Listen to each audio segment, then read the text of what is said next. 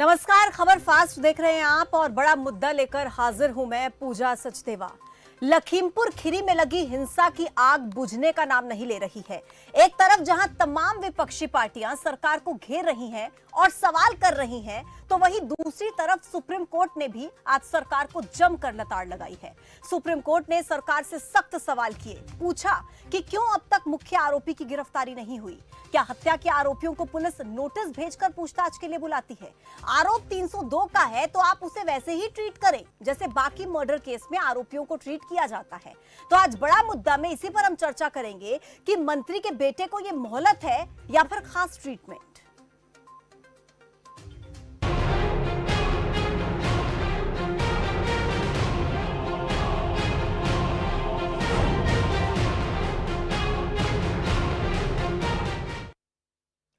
दरअसल आरोप केंद्रीय गृह राज्य मंत्री अजय मिश्रा के बेटे पर है। विपक्ष और किसान गिरफ्तारी की मांग कर रहे हैं। सुप्रीम कोर्ट ने लखीमपुर खीरी हिंसा के मामले की जांच में यूपी सरकार की स्टेट रिपोर्ट से असंतोष जाहिर किया है और यूपी सरकार से कई सख्त सवाल किए हैं। सबसे पहले ग्राफिक्स के जरिए आपको बताते हैं कि आज सुप्रीम कोर्ट में किस तरीके से सख्त सवाल यूपी सरकार से किए गए। आरोपी को पेश होने के लिए अनुरोध करने की क्या जरूरत, ये पहला सवाल। अगर आरोपी आम आदमी होता तो क्या यही रवैया होता पुलिस का? दूसरा सवाल, क्या ये ग्राउंड है कि आरोपी को पकड़ा ना जाए? ये तमाम सवाल सुप्रीम कोर्ट की तरफ से किए गए। हम लोगों को इसके जरिए संदेश क्या दे रहे हैं? आपकी एसआईटी में सब स्थानीय अधिकारी हैं, यही सबसे बड़ी दिक्कत है। यह सवाल भी उठाया गया, क्या राज्य सरकार ने सीबीआई जांच की सिफारिश की है और छुट्टी के तुरंत बाद इस मामले की सुनवाई हो? ये तमाम सवाल सुप्रीम कोर्ट की तरफ से यूपी सरकार से पूछे गए। अब आपको बताते हैं कि एफआईआर में कौन कौन सी धाराएं दरअसल लगी हुई हैं। 147, 148, 149 दंगों से संबंधित एफआईआर है जो इन आरोपियों पर लगी है। इसके अलावा देखिए धारा 279 भी लगाई गई है, धारा 338 भी लगाई गई है, किसी व्यक्ति को चोट पहुंचाना जिससे उसकी जान को खतरा हो। 304 एक लापरवाही से मौत, ये धारा भी लगाई गई है आरोपियों पर। इसके अलावा 302 यानी कि मर्डर की धारा भी एफआईआर में लगाई गई है।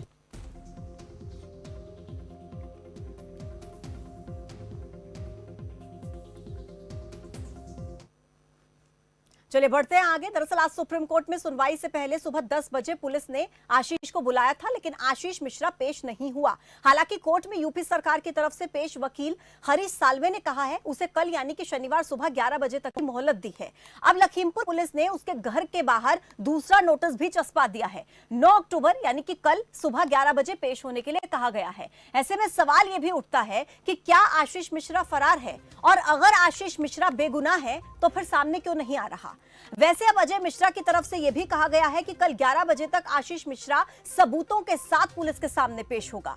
हालांकि यूपी सरकार बार बार यह भी दम भर रही है कि मामले की निष्पक्ष जांच होगी और दोषियों को बख्शा नहीं जाएगा, लेकिन कांग्रेस का कहना है कि मंत्री के बेटे होने की वजह से पुलिस दबाव में है। क्या वाकई मंत्री के बेटे को कानून का वीआईपी ट्रीटमेंट मिल रहा है, या फिर कल आशीष मिश्रा की पुलिस के सामने पेशी इस मामले में कोई नया मोड़ लेकर सामने आएगी? सबसे पहले आपको दो बयान सुनाते हैं। रणदीप सुरजेवाला की तरफ से क्या सवाल उठाए गए और साथ ही साथ केशव प्रसाद मौर्य जो कि डिप्टी सीएम है यूपी के, उनकी तरफ से क्या आश्वासन दिया गया, उसके बाद करते हैं चर्चा की शुरुआत। कानून व्यवस्था का रखवाला कौन है? देश का गृह मंत्री, और देश के गृह राज्य मंत्री का बेटा ही जब अपराधी हो और पुलिस उससे पुलिस के दामाद जैसा व्यवहार करे, वो शासन और प्रशासन का दामाद बन जाए, पुलिस के दामाद जैसा उससे व्यवहार हो, तो अपराधियों को पकड़ेगा कौन? इतना भरोसा प्रदेश को और प्रदेशवासियों को जरूर दिलाना चाहते हैं कि किसी भी कीमत पे जो भी दोषी होगा वो बख्शा नहीं जाएगा, कि कोई पद या कोई प्रतिष्ठा या कोई अन्य दबाव किसी भी अपराध करने वाले के काम नहीं आएगा। मैं अभी किसी व्यक्ति का नाम, जो जांच चल रही है उस जांच में हम कोई इंटरफियर नहीं कर सकते, लेकिन दोषी अगर कोई पाया जाएगा तो उसे कोई बचा नहीं पाएगा। तो चलिए आज बड़ा मुद्दा में बात करने के लिए 4 खास मेहमान मेरे साथ जुड़ेंगे। सबसे पहले परिचय आपका करा देती हूँ। अशोक ठाकुर हैं, प्रवक्ता बीजेपी से, सुप्रीम कोर्ट के अधिवक्ता है। ऋषिपाल सिंह वो इस वक्त हमारे साथ जुड़ गए हैं। संजीव सिंह प्रवक्ता कांग्रेस के, अब से कुछ ही देर में हमारे साथ होंगे। समाजवादी पार्टी से प्रवक्ता डॉक्टर आलोक कुमार भी अब से कुछ ही देर में हमारे साथ जुड़ेंगे। सबसे पहले अशोक जी, ऋषिपाल जी आपका बहुत बहुत स्वागत है खबरफास्ट के मंच पर। और अशोक जी, सीधा आप ही से शुरुआत करते हुए, अब तो सुप्रीम कोर्ट की तरफ से भी तगड़ी फटकार यूपी सरकार को लगाई गई है। कहां पर है आशीष मिश्रा, क्यों अब तक गिरफ्तारी नहीं हुई? देखिए पूजा जी, जहां भी होंगे वो जल्दी ही पेश होंगे। और जैसा कि हमारे माननीय उप मुख्यमंत्री केशव प्रसाद मौर्य जी ने कहा है कि वो पेश भी होंगे और अगर कोई दोषी पाया जाएगा तो उसको बख्शा नहीं जाएगा। लेकिन आरोपी से दोषी बनने तो दीजिए, आरोपी पर कार्रवाई तो कीजिए, पूछताछ के लिए तो बुलाइए। नहीं, देखिए पूजा जी, एफआईआर दर्ज हुई है और उस एफआईआर के तहत कुछ लोगों को गिरफ्तार भी किया गया है और लगातार पूछताछ जारी है। पोस्टमार्टम रिपोर्ट्स और बाकी सब जो फैक्ट्स हैं वो पुलिस के सामने हैं। तो निश्चित तौर पर घटना बहुत दुर्भाग्यपूर्ण है। जिन भी परिस्थितियों में हुई है, हम उसके ऊपर कोई सफाई देना बिल्कुल नहीं, ठीक नहीं है। चाहे वो किसी भी परिस्थिति के कारण ये हो पाया है, ये बिल्कुल मुझे लगता है कि ऐसा नहीं होना सरकार को देनी पड़ेगी ना। 5 दिन हो गए इंटरव्यू करने के लिए आशीष मिश्रा मीडिया के सामने आ सकता है, लेकिन गिरफ्तारी नहीं हो सकती, ऐसा क्यों? नहीं, निश्चित तौर पर दूसरा आज उनको नोटिस दिया है और उनको एक बार मौका दिया जा रहा है। और मैं वही पूछना चाह रही हूँ अशोक जी, मौका किस लिए? 302 की धारा, नॉन बेलेबल ऑफेंस, मौका किस लिए? मंत्री के बेटे हैं इसलिए मौका दिया जा रहा है? अगर कोई आम आदमी होता जिस पर मर्डर का केस दर्ज होता, उसको भी मौका मिलता क्या दूसरा? नहीं पूजा जी, देखिए वो सामान्य कानूनी प्रक्रिया है और अलग अलग केसों में अलग अलग प्रकार से चीजें चलती हैं। कोई ऐसा नहीं है कि 302 की धारा में मुकदमा दर्ज होने के बाद सभी केसेस में तुरंत गिरफ्तारी हो जाती है। अच्छा। साक्ष्यों के आधार पर जिस पर जितना शक होता है उसके अनुसार ही कार्रवाई होती है। उनको एक पुलिस ने उनका इन्वेस्टिगेशन जारी है और उसमें जो फैक्ट्स हैं उस पर वो जवाब मांग रहे हैं। और अगर लगेगा कि वहां पर वो उपस्थित थे और वो दोषी है तो निश्चित तौर पर उनको गिरफ्तार किया जाएगा, इसमें कोई दो राय नहीं। आपसे अगला सवाल करने से पहले मैं ऋषिपाल जी का रुख कर लेती हूँ, क्योंकि आपने कहा है कि ऐसा नहीं है 302 की धारा लग गई है तो हर किसी के साथ एक ही तरीके का बर्ताव किया जाएगा, मसला कुछ और भी हो सकता है। ऋषिपाल जी, ऐसा क्या होता है 302 की धारा मर्डर का केस सीधे तौर पर, क्या पुलिस गिरफ्तार नहीं कर सकती सीधे तौर पर?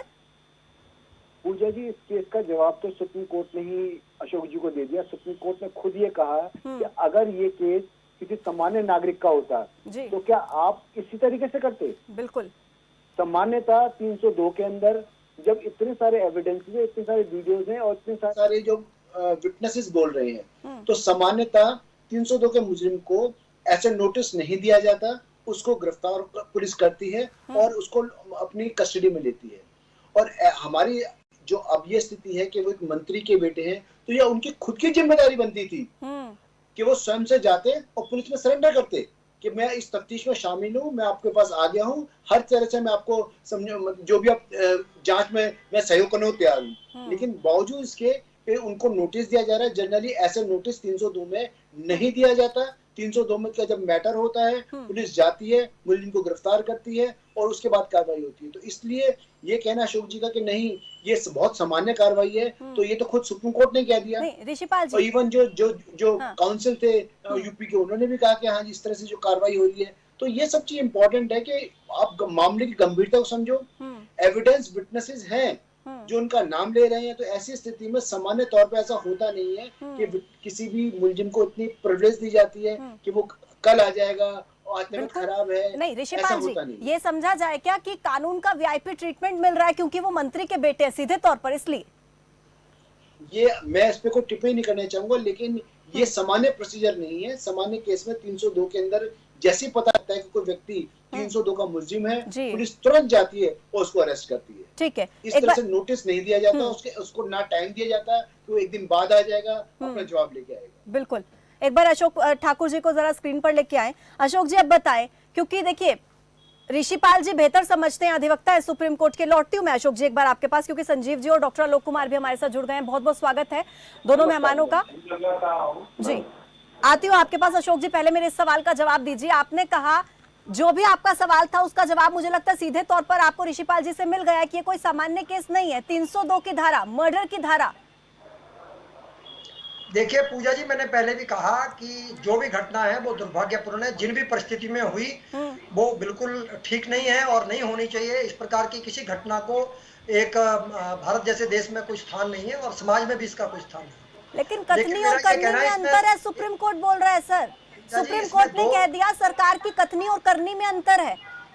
नहीं नहीं, देखिए पूजा जी, इसमें दो पक्ष हैं स्पष्ट तौर पर। जो है, एक पक्ष का ये कहना है कि वहां पर पथराव हुआ, उसके कारण बैलेंसिंग हुई, उसकी वजह से ये घटना जो है ड्राइवर को जो है वो उस पथराव की वजह से जो विचलित हुआ उसकी वजह से कुछ दिक्कत हुई है। एक पक्ष ये कहता है और दूसरा पक्ष जो वीडियो में दिखाई दे रहा है कि गाड़ी से सीधा रौंदा गया है, वो बिल्कुल स्पष्ट दिखाई दे रहा है। अब वो प्रोवोकेटिव घटना थी या कैसे थी, और सबसे बड़ी बात यह है कि आशीष मिश्रा वहां पर उपस्थित है कि नहीं है, ये भी एक अभी तक इस पर भी अलग अशोक अलग जी, सवाल है। ये तो देखिए जांच का विषय है, ये जांच का विषय है। मेरा हाँ, तो सीधा बिल्कुल सवाल जांच का आपसे विषय है, है। सुप्रीम कोर्ट ने भी आपसे सवाल कर लिया। एक बात बताइए, गाड़ी किसके नाम पर रजिस्टर्ड थी? वहां से गोलियां बरामद हुई कि नहीं घटनास्थल से?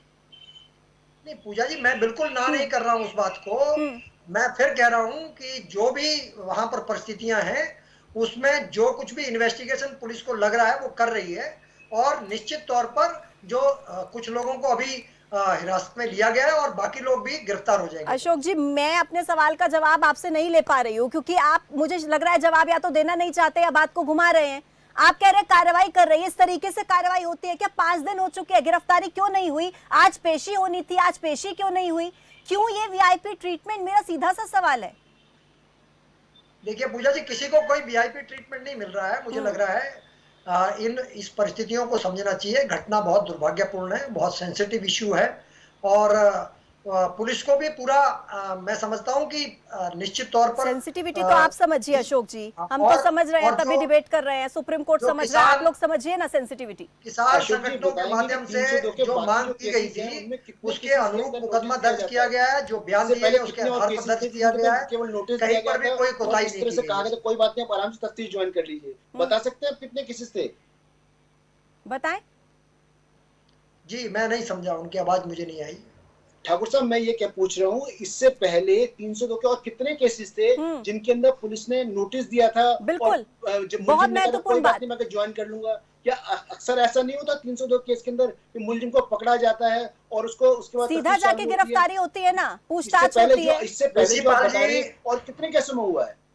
आती हूँ आलोक जी, आपके पास आ रही। आप भी वकील है और मैं भी समाज के अंदर ही काम करता हूँ और सामाजिक जीवन में बहुत लंबा समय हो गया है।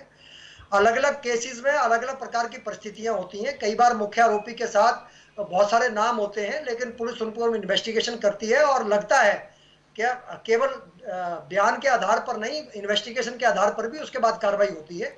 तो मेरा ये कहना है ऐसा नहीं है। बहुत सारे केसेस में अलग अलग प्रकार से प्रक्रिया, मुझे लग रहा है अशोक जी नई नई वकालत अभी सीख कर आए हैं और हमें भी समझा रहे हैं, सिखा रहे हैं। जिम्मेदारी है, सही है अशोक जी, मैं लौटती हूँ, दोनों के पास लौट रही हूँ। ऋषिपाल जी आपके पास भी आती हूँ मैं। 2 और मेहमान मेरे साथ जुड़े हुए, संजीव जी हैं, आलोक जी। आलोक जी कुछ कह रहे थे, अपनी बात भी रखिएगा और मुझे ये भी बताइएगा, सुप्रीम कोर्ट की टिप्पणी सुनने के बाद आज खुश तो बहुत होंगे आप। मैडम, बड़ी स्पष्ट बात है कि ये घटना लोकतंत्र के इतिहास का एक काला चिट्ठा और काला पन्ना के रूप में दर्ज हो गई। एक सीधी रेखा में मैडम, मेरी बात आप समझिएगा और मेरे दर्शकों तक वो बात बिल्कुल स्पष्ट रूप से पहुंच जाएगी। इस घटना के 1 सप्ताह पहले केंद्रीय गृह राज्य मंत्री किसानों को धमकाते हैं। वहां का प्रशासन, वहां के किसान उनसे नाराज थे। प्रशासन इस चीज को समझ रहा था, तथाकथित नेता भी समझ रहे थे। जो नए वीडियो आए हैं उसमें मैडम आप जरा गौर से देखिएगा कि वो किसान दूसरी दिशा की ओर पीठ की तरफ से गाड़ियां आती हैं 2-3 और चढ़ाते हुए चली जाती हैं। आप सोचिएगा कि चलाने वालों की मानसिकता क्या रही होगी, वो किस सोच के साथ चला रहे होंगे। क्या ये राजशाही में लोकतंत्र तब्दील हो गया? और मैडम ये बताइए कि पुलिस जो आज अपनी पीठ थपथपाने का काम कर रही है, वो ये जवाब देती है कि 3 से 4 दिन तक घटना को संभालने में मैंने लगा दिया और मैंने एफआईआर और उन्हें गिरफ्तार करने का प्रयास नहीं किया। आप मुझे ये बताइए कि कितने आज उत्तर प्रदेश के माननीय मुख्यमंत्री जी जो ठोको नीति में विश्वास रखते हैं, पोस्टर लगा देते हैं, लोगों की बिल्डिंग करा देते हैं, संपत्तियां जब्त कर लेते हैं। आखिरकार वो पोस्टर कब लगेंगे, संपत्तियां कब जब्त होगी, गिरफ्तारी कब होगी। कल आईजी साहब का स्टेटमेंट था कि आशीष मिश्रा जी मेरी पकड़ से दूर है, मुझे उनकी लोकेशन नहीं मालूम हो पा रही है। आखिरकार उत्तर प्रदेश की ये बलशाली पुलिस जो गाड़ी पलटने में भी माहिर थी, आखिरकार आशीष मिश्रा की सूचनाएं उसे प्राप्त नहीं हो रही हैं। और उससे भी ज्यादा हास्यास्पद ये है मैडम कि आप बताइए कि उनके पिता केंद्रीय गृह राज्य मंत्री हों तो क्या कोई पुलिसकर्मी सही से निष्पक्ष जांच कर पाएगा? सबसे पहला सवाल। दूसरा सवाल, जब उत्तर प्रदेश सरकार ने इस पे सही से कार्रवाई नहीं की, तब सुप्रीम कोर्ट, तब न्यायालय ने लोग जनहित याचिका हुई और न्यायालय ने स्वतः संज्ञान लिया। तो क्या इससे नहीं लगता है कि उत्तर प्रदेश सरकार फेल है? और जहां तक किसानों की बात रही, उनके आंसुओं पर पोंछने की जगह पे हमारे जो सत्ता दल के सत्ताधीश है वो महोत्सव नाम से नए नए व्रत और नए नए महोत्सव, अमृत महोत्सव मना रहे। आखिरकार ये किस प्रकार का लोकतंत्र को आलोक बदलना जी, चाह रहे हैं? आपने जो भी कुछ कहा सुनने में बहुत अच्छा लग रहा है कानों को भी, लेकिन एक सवाल मैं आपसे पूछना चाहूंगी, इस पूरे कांड में कुल कितने लोगों की मौत हुई? इसमें पूरे 9 लोगों की बताएं। आप लोग कितने लोगों की मृत्यु पर दुख जाहिर कर रहे हैं? जो बाकी के लोग हैं जिनकी मृत्यु हुई है, क्या उस पर आपको कोई दुख नहीं है? आप सुन लीजिए, एक मिनट मैडम दीजिएगा, एक मिनट 15 सेकंड मैडम। नहीं, आप एक मिनट लीजिए, आप मेरे सवाल का जवाब दीजिए। और आप एक मिनट लीजिए। वहां पर मृत हुए उनकी संवेदनाएं मेरे साथ और उन दूसरे परिवारों के साथ जुड़ी हुई हैं। मैं उन परिवारों के साथ खड़ा हूं। हिंसा किसी भी समाज का स्वीकार व्यवहार नहीं होता। लेकिन मैडम यहाँ पर एक प्रश्न दो ये शब्द बनता है नहीं कि निकले ना उन बाकी के 4 लोग लोगों के लिए, बाकी के 4 लोगों के लिए दुख के 2 शब्द आपके मुंह से नहीं निकले अभी तक। नहीं मैडम, यहाँ तक कि मैं तो उनके साथ भी, एक हमारा मीडिया कर्मी साथी, उसके भाई का मैंने स्टेटमेंट सुना, उसको रिपोर्ट, पोस्टमार्टम रिपोर्ट नहीं दी जा रही है। वहां कई लोग पहुंच रहे हैं और ये कह रहे हैं कि ये आप कह दीजिए कैमरे पे कि किसानों ने लाठी से मारा है। हम तो उसके साथ भी खड़े हैं। आज हमारे राष्ट्रीय अध्यक्ष उस परिवार से मिलने भी गए, उनके दुख दर्द को बांट भी रहे हैं। तो ये आप कभी मत सोचिएगा कि हिंसक प्रवृत्ति के साथ होते। हिंसक प्रवृत्ति ठोको नीति है मैडम। हिंसक प्रवृत्ति लोगों को हिंदू मुसलमान उलझाने की हिंसक प्रवृत्ति है। हम लोग तो समाजवादी लोग हैं मैडम, सबको समाजवाद सिखाना चाहते हैं, भाई प्रेम सिखाना चाहते हैं, मिलकर रहना सिखाना चाहते हैं। इस अलगाववादी नीति से हमारी पार्टी का और हमारा कोई लेना देना नहीं। ठीक है जी, संजीव जी के पास जाऊंगी। संजीव जी, आज सुप्रीम कोर्ट की टिप्पणी से और जो सख्त सवाल यहाँ पर आज यूपी सरकार से किए गए हैं, सबसे पहले आपकी पहली प्रतिक्रिया उस पर। संजीव जी लग रहा है मुझे डिस्कनेक्ट हो गए हैं, फिर से लौटूंगी उनके पास। ऋषिपाल जी आपके पास जाऊंगी। अब देखिए, ये जो सवाल मेरा था अभी डॉक्टर आलोक कुमार से मैंने पूछा, क्योंकि कुल वहां पर जितनी मौत हुई है उनमें से 4 लोगों की मौत पर जो राजनीतिक पार्टियां वो दुख जाहिर कर रही हैं, लेकिन जो बाकी लोगों की मौत हुई वो भी तो दुखद थी ना। कानून के हिसाब से तो कोई एक व्यक्ति है, जो भी एक आम व्यक्ति है, अगर एक व्यक्ति की मौत भी होती है तो अपने इससे गंभीर 302 के अंदर जो सजा है वो फांसी या उम्र कैद की सजा है। तो ऐसी स्थिति में कानून बहुत गंभीर है इस अपराध के लिए। और जिस तरह से यूपी पुलिस जिस तरीके से कार्य कर रही है, तो ये गंभीरता को दर्शाता है कि वो उतने गंभीर नहीं है। दूसरा, अभी आपने नोटिस आप मुझे दिखा रहे थे, आपके स्क्रीन पे आ रहा था, आप एक बार प्लीज दिखाएंगे नोटिस जो आ रहा है। बिल्कुल, एक बार नोटिस दिखाइए, जरा नोटिस दिखाइए। बिल्कुल, लगातार सर स्क्रीन पर चला रहे हैं, अपनी बात भी रखते रहिए आप साथ में।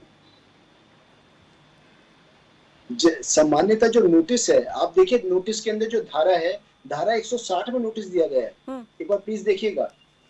ठीक है, धारा 160 में नोटिस मुलजिम को नहीं दिया जाता, गवाह को दिया जाता है। आप मुलजिम को गवाह के रूप में बुला रहे हैं या उनको मिश्रा जी को आप मुलजिम के रूप में बुला रहे हैं? ठीक है, इससे तो गंभीरता पता लगती है आप लोग कितने गंभीर हैं। और दूसरी बात ये देखिए, ये जो नोटिस है, ये धारा 160 सीआरपीसी का नोटिस है।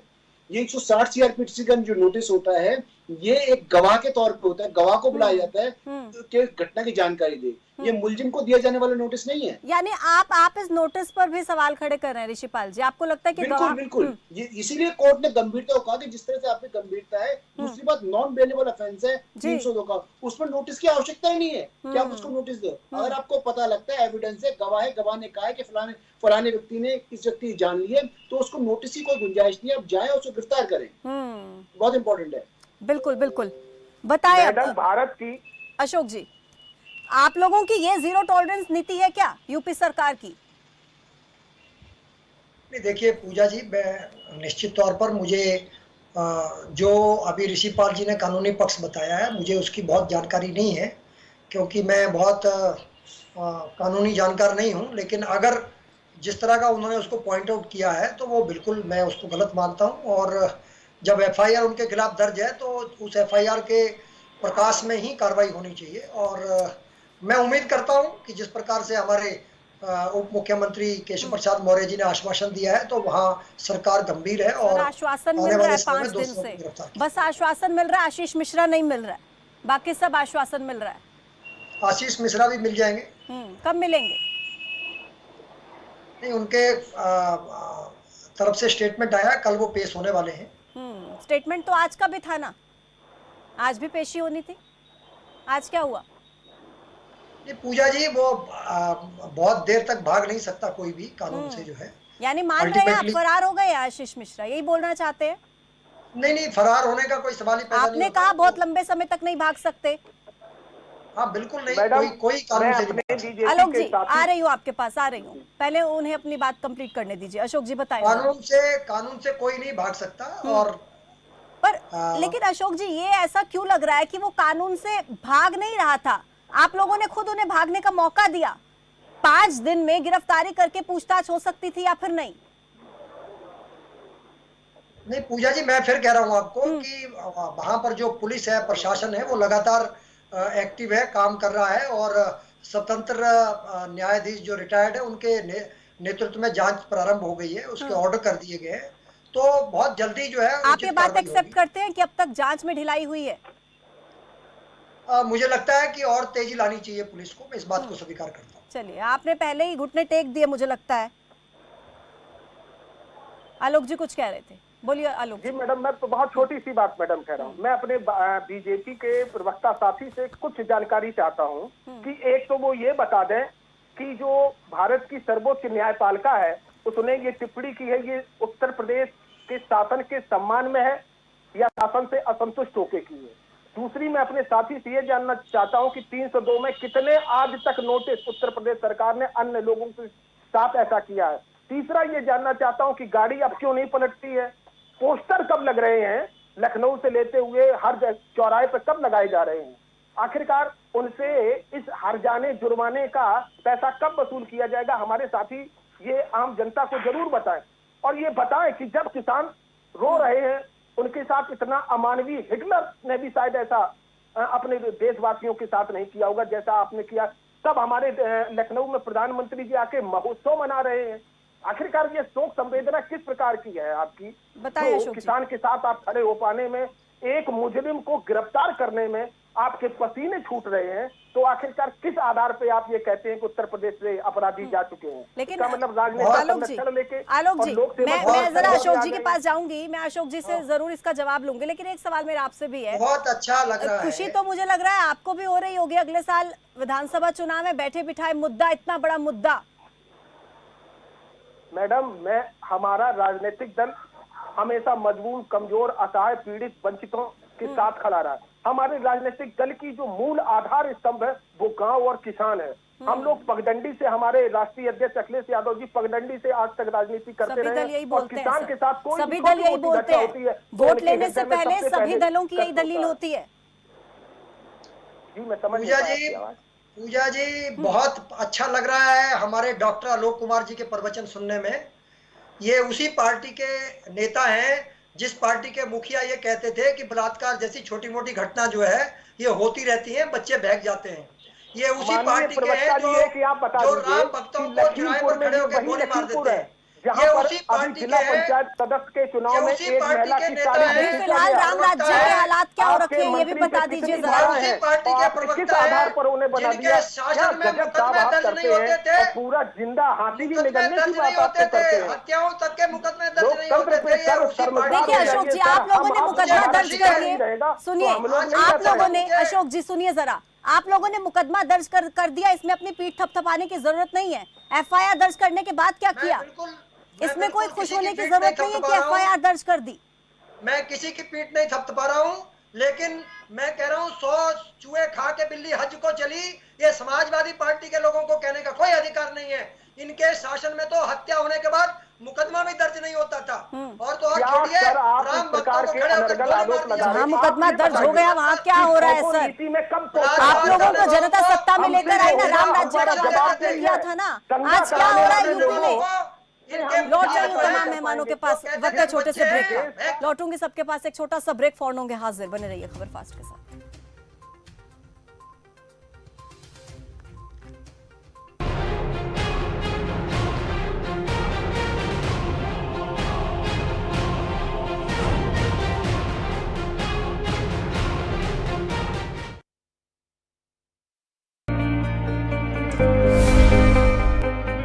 ਪੰਜਾਬ ਸਰਕਾਰ ਅਗਾਂਹ ਵਧੂ ਅਤੇ ਉਸਾਰੂ ਸੋਚ ਵਾਲੇ ਕਿਸਾਨ ਵੀਰਾਂ ਦਾ ਦਿਲੋਂ ਸਤਿਕਾਰ ਕਰਦੀ ਹੈ ਜਿਨ੍ਹਾਂ ਨੇ ਪਰਾਲੀ ਨੂੰ ਅੱਗ ਨਹੀਂ ਲਗਾਈ।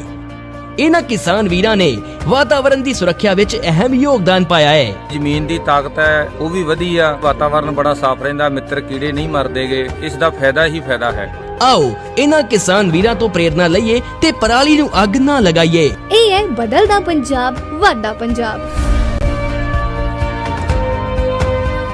शहर जो कभी रुकता नहीं, न रुकती है खबरों की रफ्तार। मंत्री से संतरी, पहर दर पहर, हर वो खबर जिसका पड़ता है असर। मेरा शहर मेरी खबर, देखिए सिर्फ खबर फास्ट पर।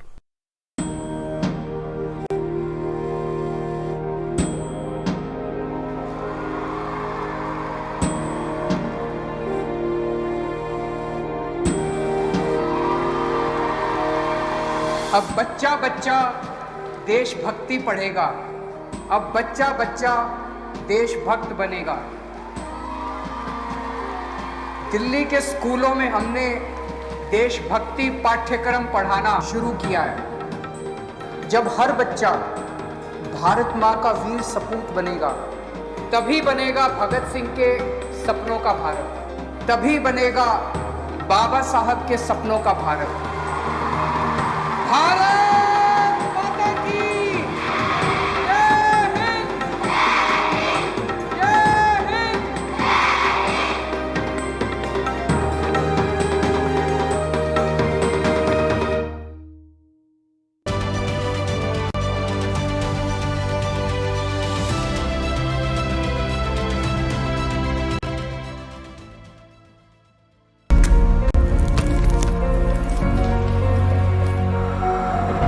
ਜਦੋਂ ਪਰਾਲੀ ਸਾੜਦੇ ਆ ਤਾਂ ਹਵਾ ਵਿੱਚ ਕਾਲਖ ਦੇ ਕਣ ਰਹਿ ਜਾਂਦੇ ਨੇ। ਇਸ ਦਾ ਕੋਵਿਡ ਮਹਾਮਾਰੀ ਨਾਲ ਕੀ ਸੰਬੰਧ?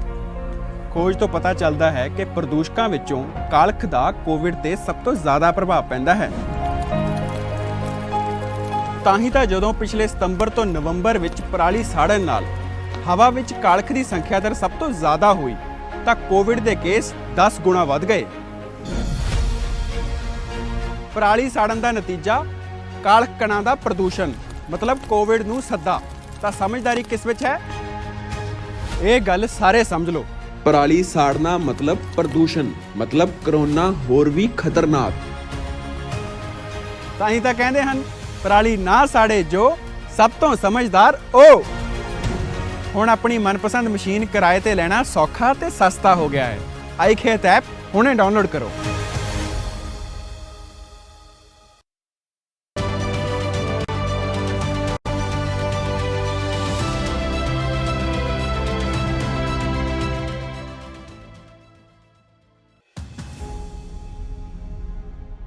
मंजिल उन्हीं को मिलती है जिनके सपनों में जान होती है। खाली पंखों से कुछ नहीं होता, हौसलों से परवान होता है। डॉक्टर अंबेडकर म्यूजियम आने वालियां पीढ़ियां ਲਈ ਬਣੇਗਾ ਚਾਨਣ ਮੁਨਾਰਾ। ਅੰਬੇਦਕਰ ਸਾਹਿਬ ਦਾ ਮਿਊਜ਼ੀਅਮ ਇੱਥੇ ਤਿਆਰ ਕਰ ਰਹੇ ਤਾਂ ਕਿ ਮੇਰੇ ਪੰਜਾਬ ਦੇ, ਦੇਸ਼ ਦੇ, ਦੁਨੀਆ ਦੇ ਲੋਕ ਆ ਕੇ ਦੇਖਣ ਤੇ ਉਸ ਤੋਂ ਸਿੱਖਣ ਕਿਆ ਕਿਆ ਉਹਨਾਂ ਦੇ ਗੁਣ ਸੀ, ਉਹਨਾਂ ਨੂੰ ਗ੍ਰਹਿਣ ਕਰਨ। ਜਿਨ੍ਹਾਂ ਨੇ ਹੱਕ ਸੱਚ ਤੇ ਪਹਿਰਾ ਦਿੱਤਾ, ਉਹ ਦੇਸ਼ ਦੀ ਨੀਂਹ ਨੂੰ ਮਜ਼ਬੂਤ ਬਣਾਉਂਦੇ ਨੇ।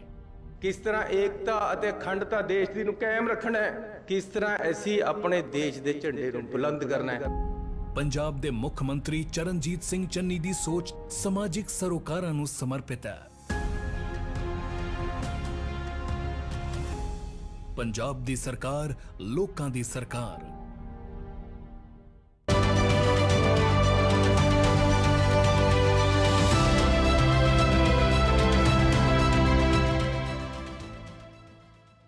सब कुछ आजमाया और तब मैंने माना कि सिर्फ सच्ची सहेली ही है महिलाओं के उन मुश्किल दिनों की हर समस्या, जैसे कठिन दर्द, अनियमितता, खून की कमी, थकान व कमजोरी जैसी सभी प्रॉब्लम्स के लिए नंबर 1 औषधि एवं टॉनिक। जीत मिलती है ठोस इरादे से, बेजोड़ लगन से, कड़ी मेहनत से, और जीत मिलती है सच्चे साथी के साथ से। जगत जीत, आपकी हर जीत का साथी। मुल्तानी कोका कफ सिरप, तुलसी, वसा, यस्ती मधु, पिपली के गुणों से भरपूर, जो खांसी पर करे तुरंत असर, ताकि बदलते मौसम के साथ आप न बदले।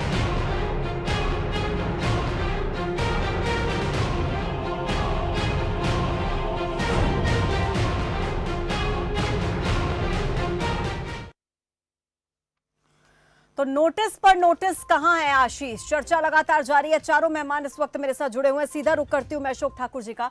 अशोक जी, देखिए, अजय मिश्रा की तरफ से जब भी बयान दिया गया उन्होंने कहा कि मेरा बेटा बेकसूर है, बेगुनाह है, कोई गुनाह नहीं किया है, जल्द ही पेश होगा, कल ही पेश होगा, यह बयान उनकी तरफ से दिया गया है। पहले मुझे बताइए कि अगर वो बेगुनाह है तो फिर वो भाग क्यों रहे हैं? जांच में खुद सहयोग करना चाहिए ना।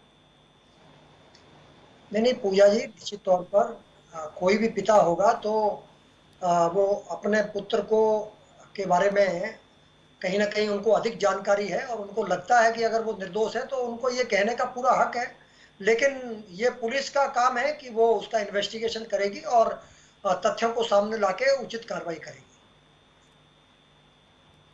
ठीक है ऋषिपाल जी, क्या लग रहा है आपको, जिस तरीके से फिलहाल जांच चल रही है, जांच आगे कितनी बढ़ पाएगी? गिरफ्तारी कब होगी? कल आशीष मिश्रा पेश होगा या नहीं होगा, ये तो खैर मुझे लगता है आप भी नहीं बता पाओगे, लेकिन फिर भी क्या लग रहा है कि आज सुप्रीम कोर्ट की फटकार के बाद कुछ तेजी जांच में आ सकती है? नहीं, एक तो मैं थोड़ा सा ठाकुर साहब को ये बात जरूर बताना चाहूंगा, जरूर शामिल करना चाहूंगा आप लोग इस चर्चा में, कि ठाकुर साहब जिस आशीष मिश्रा की हम बात कर रहे हैं वो एक सामान्य व्यक्ति नहीं है।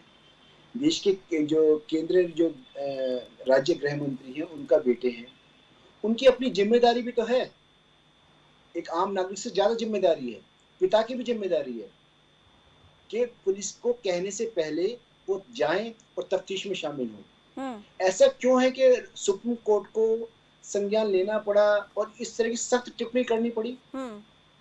उनकी अपनी जिम्मेदारी भी तो है कि वो खुद जाएं। इस बात के हालात पैदा होने क्यों दिए उन्होंने कि वो ये तफ्तीश से भाग रहे हैं, ये नहीं टाइम पे आ रहे हैं, या उसको डेट देने का तबीयत ठीक नहीं है? तो ऐसी स्थिति में सामान्य तौर पर जब भी जो प्रक्रिया होती है मर्डर केस के अंदर, इतनी प्रिविलेज, इतना जो मतलब जो सहायता जो पुलिस नहीं करती, अदरवाइज पुलिस उठा के ले जाते हैं। आप कहते हैं बीमार है तो पुलिस कहते हैं कोई बात नहीं, हमारे पास हॉस्पिटल भी है, हम आपको वहां पे आपका इलाज कराएंगे, लेकिन अभी आपको तफ्तीश में हम लेके जा रहे हैं। बिल्कुल। तो ये सामान्य प्रक्रिया नहीं है और वो व्यक्ति सामान्य नहीं है, उनकी अपनी सामाजिक जिम्मेदारी भी है, उनके पिता की जिम्मेदारी भी है जो तफ्तीश में लोगों के सामने एक ऐसा एग्जाम्पल साबित करें कि मैं केंद्रीय गृह राज्य मंत्री हूँ और मैं कानून से ऊपर नहीं हूँ, मैं स्वयं अपने पुत्र को लेके जा रहा हूँ और वो स्वयं जाए कि हाँ मैं तफ्तीश में शामिल हूँ, तैयार हूँ। ऐसी लुका छुपी जो कर रहे हैं उसी वजह से ये स्थिति पैदा हो रही है और माननीय सुप्रीम कोर्ट को कहना पड़ा कि आप तफ्तीश में लुका छुपी कर रहे हैं और आप सामने नहीं आ रहे हैं। बिल्कुल ऋषिपाल जी, बहुत महत्वपूर्ण बात। मैं संजीव जी के पास जाऊंगी, काफी देर से संजीव जी को मौका नहीं मिला, दरअसल कुछ तकनीकी समस्या की वजह से आपसे कनेक्ट नहीं हो पा रहा था। संजीव जी, मुझे बताएं कि कांग्रेस वहां पर पीड़ितों का दुख बांटने के लिए गई थी या फिर नवजोत सिंह सिद्धू अपने लिए पंजाब की राजनीति में रास्ता साफ करने गए थे? वहां से वो कहते हैं कि अगर मैं मुख्यमंत्री होता तो पता चलता सक्सेस क्या होती है। पूजा जी, काफी लंबे समय से आपके पैनलिस्टों की तकरीर सुन रहा था, जो माहौल है इस समय उत्तर प्रदेश का, राहत इंदौरी साहब की 2 लाइन इस सरकार के लिए पर्याप्त है। ये अब कहाँ ढूंढने जाओगे हमारे कातिल, अब तो कत्ल का इंजाम भी हम ही पे रख दो, यही स्थिति है। सुप्रीम कोर्ट ने इतनी बुरी फटकार लगाई और शुरुआत करते हैं हम 25 सितंबर से। अबेटमेंट का काम किया था देश के गृह राज्य मंत्री, वो गृह राज्य मंत्री जो 2018 से 302 के मुकदमे में हाई कोर्ट इलाहाबाद से जमानत पे चल रहा है। और क्या कहा था 25 सितंबर को? अबेटर है वो, उत्प्रेरक थे, दुष्प्रेरक थे। दुष्प्रेरक किस तरह से कि 2 मिनट में ठीक कर दूंगा, और वो परिणति पूरी करके बेटे ने दिखाई 3 तारीख को। अब आते हैं यहाँ पे, उत्तर प्रदेश की पुलिस और प्रशासन इतना तगड़ा है कि अगर गिनाने लगूंगा गोरखपुर से लेकर के, उन्नाव से लेकर के, तो शो का समय समाप्त हो जाएगा। स्थिति ये है कि कोर्ट ने आज कहा कि क्या एक आम आदमी के साथ भी आप ऐसा ही व्यवहार करते, और कोर्ट ने इनके सारी जांच में बोल दिया कि इस तरह की जांच क्या, सीबीआई की भी जांच के इतर करके कोई दूसरी जांच कराई जाएगी। तीसरा कह दिया कि पूरे केस में अभी तक डीजीपी उत्तर प्रदेश कहीं नहीं दिखे थे। डीजीपी उत्तर प्रदेश को कहा कि साक्ष्यों को मजबूती से सुरक्षित रखेंगे। ये है उत्तर प्रदेश की स्थिति, और स्टेटस के स्तर पे अज्ञात लोगों को लाया जा रहा है। और वही अजय मिश्रा का पुत्र आशीष मिश्रा लगातार तमाम चैनलों पे बाइट दे रहा था, तब तक स्वस्थ था। अब जब उसको नोटिस, हमारे अधिवक्ता महोदय ने सही कहा, मैं भी अधिवक्ता हूं, 160 तो गवाह के लिए होता है। ये कहां से, ये एक मर्डरिस्ट है जिसके नाम से लिखा गया है। अब पिता स्वयं स्वीकार किए कि हाँ थार गाड़ी मेरे नाम से है। तमाम चश्मदीद कह रहे हैं, जांच का भी समय, जज नहीं बनना हो, चश्मदीदों ने कहा, पुलिस को बयान दिया है कि भैया जी बाएं तरफ की सीट पे बैठे थे। तो अगर इतनी सारी चीजें आ जाने के बाद योगी बाबा गोरखपुर में कहें कि कानून का राज चल रहा है, तो मुझे लगता है कि नैतिकता के आधार पर उनको पीठाधीश्वर रहने का भी हक नहीं रह जाता। संजीव जी, एक व्यक्ति जो भगवा ओढ़ करके इतनी चारित्रिक नग्नता पर उतर चुके हैं, आज मुख्यमंत्री कहने में शर्म आती है। मैं पूरी आपकी बात सुन चुकी हूँ और मैं इंतजार कर रही थी इतने लंबे समय से, मेरे सवाल का जवाब भी आप देंगे। मैं उसमें बोल दे रहा हूँ, सिद्धू जी ने जो कहा, देखिए आक्रोश है, हमारे उत्तर प्रदेश में 8 लोगों की जान गई है। आक्रोश है, दुख है, ये दुख होता है क्या? नवजोत सिंह सिद्धू एक तरफ भूख हड़ताल पर बैठे, दूसरी तरफ कह रहे हैं कि मैं मुख्यमंत्री होता तो मैं दिखाता सक्सेस के। पंजाब की बात वहां पर कर रहे हैं। आप लोग यूपी के बहाने पंजाब का रास्ता साफ करना चाहते हैं क्या अपने लिए? रास्ता नहीं कोई साफ कर रहा है, तो फिर क्यों नहीं साफ कर रहा है? बताएं जब फिर। इस प्रदेश से जो व्यक्ति चुन करके देश का प्रधानमंत्री बना, जिस उत्तर प्रदेश ने सबसे ज्यादा मैंडेट दिया, वो प्रधानमंत्री लखनऊ आके पॉलिटिकल टूरिज्म करते हैं और महोत्सव मना रहे हैं, 9 जाने जा रही हैं। उसके बाद देश का प्रधानमंत्री जिस प्रदेश से चुन के जाता, कैसे महोत्सव मनाते हैं? तो इसीलिए आपको लगा कि हम लोग भी पंजाब का रास्ता साफ कर लेते हैं यूपी से, इसीलिए आप लोगों को भी लगा। कहा कि 45 लाख रुपया देने पे सारे परिवार खुश हैं। मैं आपसे पूछता पूजा जी, ईश्वर न करे जितने पैनलिस्ट हैं, अगर आपके घर ये घटना हो जाती, 45 लाख ने 45 करोड़ सरकार देती और कहती कि लोग खुश हैं, तो क्या आप खुशी मानती? बताइए पहले। सिद्धू जी का बयान बहुत छोटा है, सिद्धार्थनाथ सिंह के बयान से आपका मतलब क्या बात कर रहे हैं सर आप? सिद्धू जी का बयान बहुत छोटा है। आप लोग यहाँ पर बैठकर ये कहते हैं कि हम लोग पीड़ितों के साथ हैं, उनके परिवार के साथ में हैं, और वहाँ पर प्लीज सर, ये नाटक है या फिर दुख है? मुझे बताएं, ये आप लोग यूपी में नाटक कर रहे हैं पीड़ितों? नहीं नाटक नहीं, वो सारे लोग नाटक देख रहे हैं। हमारी नेता तो भारतीय जनता पार्टी के जो कार्यकर्ता इसमें दिवंगत हुए थे, उनसे भी मिलने की इच्छा आदरणीय नहीं। नवजोत सिंह सिद्धू क्या कर रहे थे? नवजोत सिंह सिद्धू ने क्यों मन से पंजाब की बात कही? फिर क्या भाई क्यों बोल रहे हैं कि 2022 में देखना क्या स्थिति होगी पंजाब की? चरणजीत सिंह चन्नी पर, पंजाब पर निशाना साध रहे हैं वो यूपी में। हाँ बताएं। आखिर आज आखिर हरियाणा पंजाब में क्या स्थिति है? खट्टर साहब का मैं वही तो पूछ रही हूँ, आप वही कर रहे थे ना? आप हाँ बोल दीजिए। मैं नहीं बोल रही कि, सुनिए जरा संजीव जी, मैं नहीं बोल रही कि स्थिति बहुत अच्छी है हरियाणा पंजाब की, मैं नहीं बोल रही हूँ। मैं तो पूछ रही हूँ, आप मान लीजिए ना, आप लोग कर रहे थे ऐसा। क्या कर रहे थे? आप इस दुख की घड़ी में जाहिर कर रहे हैं कि आपको बहुत दुख है, लेकिन उस मंच के जरिए आप अपनी पंजाब की राजनीति का रास्ता साफ करना चाह रहे थे। राजनीति केवल भारतीय जनता पार्टी कर रही है। अगर भारतीय जनता पार्टी तो फिर नवजोत सिंह सिद्धू वहां पर क्या कर रहे हैं बताएं? नवजोत सिंह सिद्धू ने ऐसा बयान क्यों दिया? 22 में उत्तर प्रदेश पंजाब दोनों जगह का चुनाव है, जनता देख रही है। इस बात को कहना मुद्दा तो पूरा यही है कांग्रेस के पास, विधानसभा चुनाव। बिल्कुल एकदम सही बोले अफसर। अब आए आप पते की बात, एकदम इनके चरित्र को देखते हुए एकदम सही बोला सर। अब आप मुद्दे की बात पर आए कि विधानसभा चुनाव है अगले साल पंजाब में और यूपी में। बिल्कुल, अब आप पते की बात पर आए। ऋषिपाल जी, अशोक जी आती हूँ मैं आपके पास। ऋषिपाल जी, आप समझ रहे हैं स्थितियों को, देख रहे हैं, सभी राजनीतिक दल पहले जब चुनाव होते हैं उससे पहले जनता को आश्वस्त करते हैं कि हम आपके लिए ये करेंगे वो करेंगे, बड़े बड़े वादे, लुभावने वादे, हम पीड़ितों के साथ हैं। संजीव जी, मेरा सवाल ऋषिपाल जी से, अपनी बारी का इंतजार करें प्लीज। ऋषिपाल जी, देखिए मैं यहाँ संजीव सिंह जी भी हैं, ठाकुर साहब भी हैं, आलोक कुमार जी भी हैं, लेकिन अभी जो लखीमपुर खीरी का जो मुद्दा है वो राजनीतिक मुद्दा नहीं है, वो कानून का वो एक आपराधिक मुद्दा है। बिल्कुल, किसी एक मुद्दे पर तो राजनीति छोड़िए। देखना है कि उस व्यक्ति जो व्यक्ति अपराध में लिप्त है उसको इस तरह से नोटिस दिया जाए ना, इस तरह से प्रिविलेज देना, वो हमारे लिए गंभीर मुद्दा है। और ये तो राजनीतिक जो पार्टियां हैं अपनी बातों को कहती हैं, कभी बीजेपी कहती है, कांग्रेस कहती है, लेकिन आज जिस तरीके से कोर्ट में कहा और सुप्रीम कोर्ट को एक सख्त टिप्पणी करनी पड़ी उत्तर प्रदेश की जो प्रशासन व्यवस्था उसके ऊपर है, तो ऐसी स्थिति में मुझे लगता है कि ये प्रशासन पे एक बहुत बड़ी जिम्मेदारी है कि ये तफ्तीश करें और तफ्तीश ऐसी करें कि लोगों को विश्वास हो कि हाँ ये तफ्तीश हो रही है, जो अपराधी हैं वो पकड़े जा रहे हैं और उनको सजा हो रही है।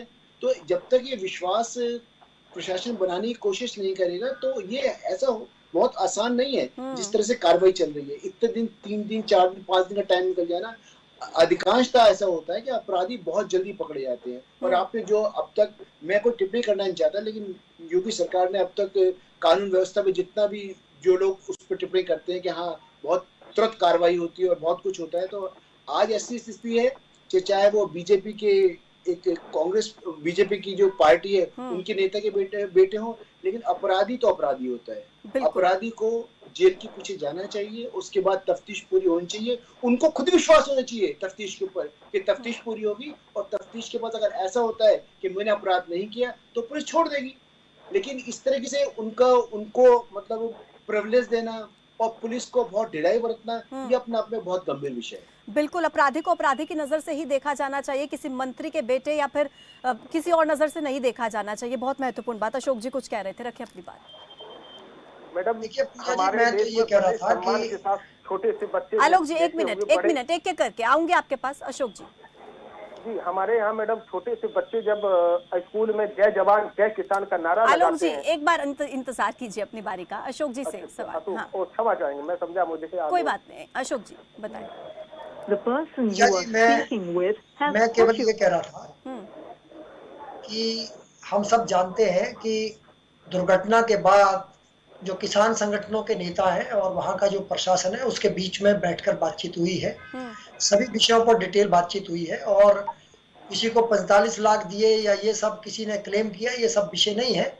जो भी वहां पर बैठकर बातचीत हुई है उसके आधार पर जो निर्णय लिए गए उसको प्रशासन ने भी स्वीकारा, सरकार ने भी स्वीकारा और दोनों पक्षों ने स्वीकारा है। जांच के लिए भी जो तय समय है उसके तय अंदर जांच तेजी से चल रही है और निश्चित तौर पर जो बातचीत हुई है उसी के आधार पर मुझे लगता है कि जल्दी कार्रवाई हो जाएगी और एफआईआर जिस तरह से मांगी थी उन्होंने उसी आधार पर एफआईआर दी गई है। इसलिए उस विषय में ज्यादा मुझे लगता है कि हमें थोड़ा सा इंतजार करना पड़ेगा, लेकिन कार्रवाई होगी, निश्चित तौर पर उचित कार्रवाई होगी। लेकिन मैं कांग्रेस के हमारे जो मित्र हैं उनसे ये कहना चाहता हूं कि उनके नेता बहुत सक्रिय रहे उत्तर प्रदेश के अंदर, क्योंकि उनको लगता था कि ये एक अपॉर्चुनिटी है, एक उनके पास अवसर है अपनी राजनीति चमकाने का।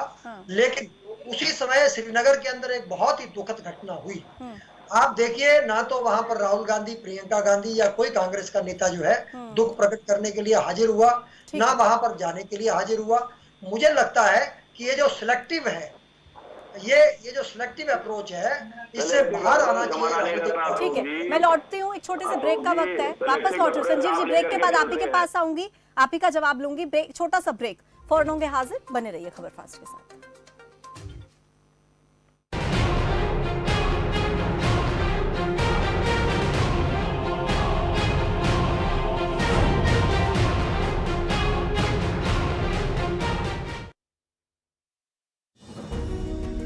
बठिंडा जिले ਦੇ ਕਿਸਾਨਾਂ ਦੀ ਗੁਲਾਬੀ ਸੁੰਡੀ ਕਾਰਨ ਨਰਮੇ ਦੀ ਫਸਲ ਹੋਈ ਖਰਾਬ।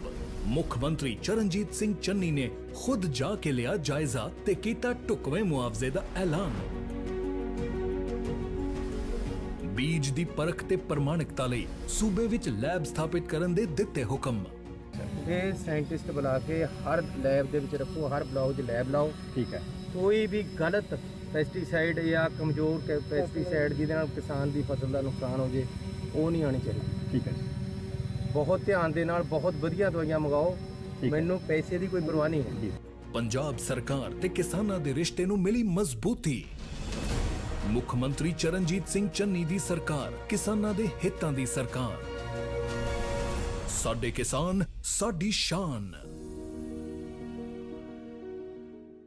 शहर जो कभी रुकता नहीं, न रुकती है खबरों की रफ्तार। मंत्री से संतरी, पहर दर पहर हर वो खबर जिसका पड़ता है असर। मेरा शहर।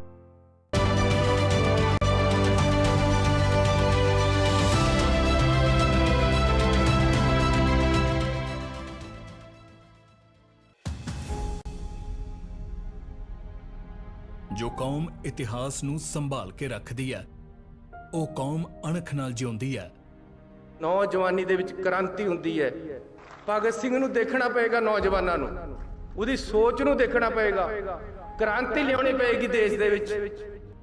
ਸ਼ਹੀਦਾਂ ਦੀਆਂ ਕੁਰਬਾਨੀਆਂ ਨੂੰ ਯਾਦ ਰੱਖਾਂਗੇ ਤਾਂ ਹੀ ਬਣੇਗਾ ਉਹਨਾਂ ਦੇ ਸੁਪਨਿਆਂ ਦਾ ਦੇਸ਼। ਪੰਜਾਬ ਦੇ ਮੁੱਖ ਮੰਤਰੀ ਚਰਨਜੀਤ ਸਿੰਘ ਚੰਨੀ ਦੀ ਸੋਚ ਪੰਜਾਬ ਅਤੇ ਪੰਜਾਬ ਦੇ ਲੋਕਾਂ ਦੇ ਉਜਵਲ ਭਵਿੱਖ ਨੂੰ ਸਮਰਪਿਤ ਹੈ। ਪੰਜਾਬ ਦੀ ਸਰਕਾਰ, ਲੋਕਾਂ ਦੀ ਸਰਕਾਰ।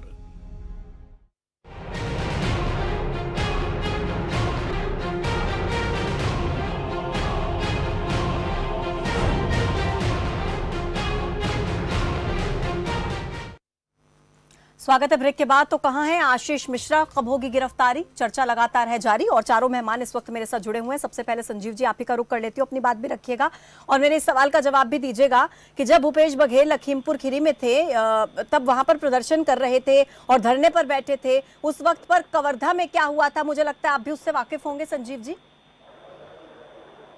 हाँ बोले। कवर्धा की जो घटना थी, वहां की चिंता छोड़कर छत्तीसगढ़ के मुख्यमंत्री यूपी में बैठे थे, यूपी के पीड़ितों का दुख जान रहे थे।